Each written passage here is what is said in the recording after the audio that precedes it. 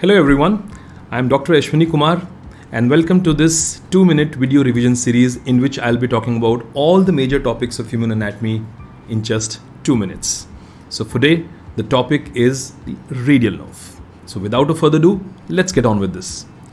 Well, we know that radial nerve, it leaves the axilla and then it crosses the spiral groove to come in front of the lateral epicondyle.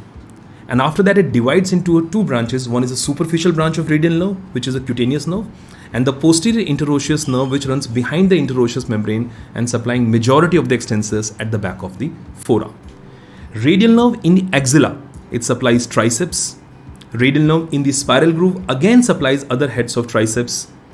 Radial nerve supplies one of the wrist extensor called as ECRL, extensor carpi radialis longus, above the lateral epicondyle. Important thing is above the lateral epicondyle, and then remaining extensors are supplied by the posterior interosseous nerve.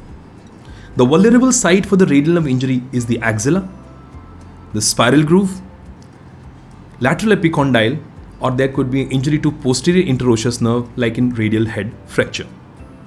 If the radial nerve is injured in the axilla, then everything supplied by the radial nerve will be gone, and therefore there will be elbow flexion because tricep involvement is there. There will be wrist drop and there is a finger drop as well because all the wrist extensor and finger extensors are also involved. If the injury is in the spiral groove, then the tricep is partly involved, therefore there will be weakness in elbow extension and we still have the wrist drop and the finger drop. If the nerve is injured in front of the lateral epicondyle, this time tricep is completely spared and ECRL is also spared, so there is no elbow flexion and there is no wrist drop, or you can say there is a weakness in the wrist extension here. So finger drop is the main feature to be seen here.